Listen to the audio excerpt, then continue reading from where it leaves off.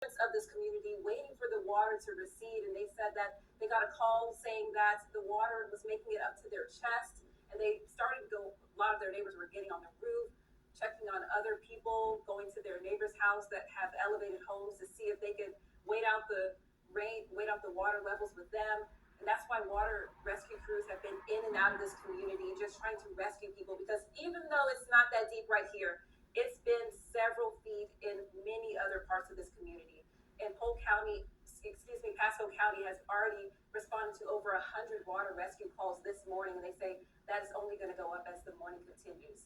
Live in Pasco County, Angelicia Bruton, 10 Tampa Bay. Yeah, and Angelicia, earlier this morning too, we spoke with officials in Pasco County. They were saying high water rescues 23 structure fires in the area as well at that point, and some of those homes they just had to let burn. Yeah, Angelicia, this was an all hands on deck kind of thing. I noticed even from Twitter, the sheriff was even out there today as part of some of those water rescues in that Gulf Harbors neighborhood.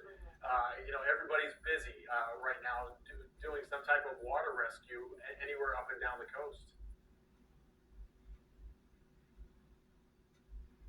That's right, and there's also other county crews here as well. We saw the Pinellas County Sheriff's Office was here. We also saw Polk County Sheriff's Office was here, just because they know that with these low-lying neighborhoods, they're gonna need a lot of help. They sure will. Angelicia, thank you so much. We're gonna check back in with you in a little bit as we have our team of reporters stationed up and down our coast to give you some perspective to the power of Helene and what we're dealing with today in the aftermath of this storm. We're getting you information by the minute here, so thanks for sticking with us. Just in from Treasure Island officials right now, search and rescue teams are making their way onto the island right now. They're using teams from Broward County and Oklahoma are working with Treasure Island officials right now. Bridges remain closed while law enforcement will open the bridges when the islands are safe to do that. We spoke with Pinellas County earlier this morning. Some areas, they had at one point 300 911 calls in a 15-minute period overnight during this storm. So obviously a lot of people still waiting to get those rescue crews to them to get out of the flooded homes and businesses. Yeah, those 911 calls, those 300 911 calls that came in a 15-minute span came from a flood zone A, from evacuation zone A. So once again, a lot of folks thought, I'm probably not going to be part of history when they were talking about historical flooding. Yeah. It was historical flooding, and our meteorologists will talk about that a little bit later as to what we were dealing with as you're waking up this morning and looking out your window. If you're seeing some of that catastrophic flooding, you're not alone. It is up and down the coast here of the Bay Area.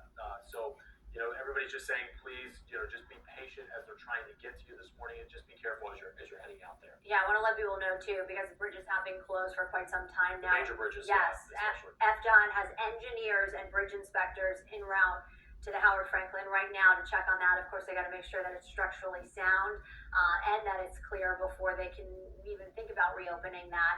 Courtney Campbell Causeway, Gandy, and Skyway bridges, they're going to inspect them as well. But they are not open this morning, so no reason to get out and about. There's nowhere to go right now.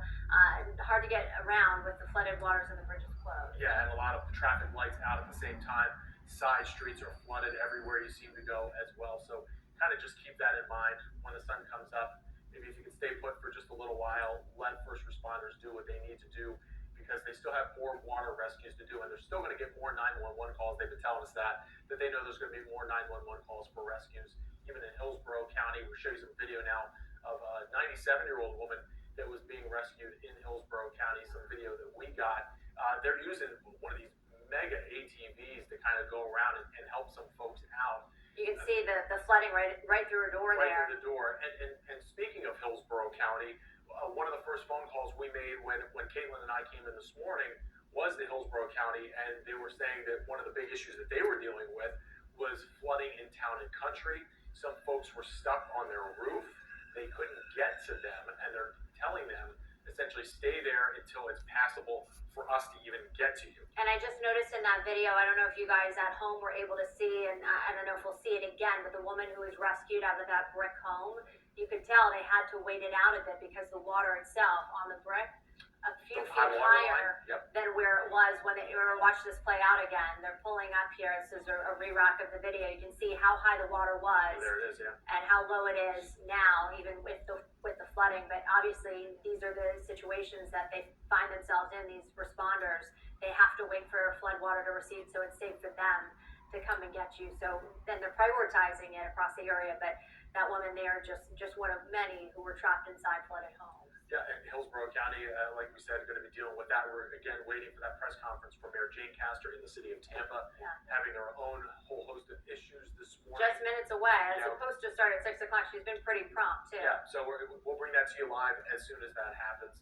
Here, we also have some video we're talking about the bridges and talking about some of the issues with debris that's out there, and potentially this is video from the Memorial Highway area and all the debris that's kind of strewn about, and this is kind of the issue that they're dealing with. Not only does FDOT have to go out and make sure when you're talking about the bridges, dealing with the water that's the standing water that's there, but also once that standing water goes away, there's going to be a lot of debris, a lot of sand that's going to have to get removed before they can open the bridges back up. But you're probably going to see a lot of this today as you're out and about, if you are out and about. Yeah, that's Again, not. telling you not to go. With this in mind, as you're looking at this, access to Clearwater Beach is going to remain suspended until further notice. Barrier Island roads, businesses, homes, they were inundated with water overnight. A lot of rescue situations on and off the beach happening there too. Let's take you live to Pinellas now.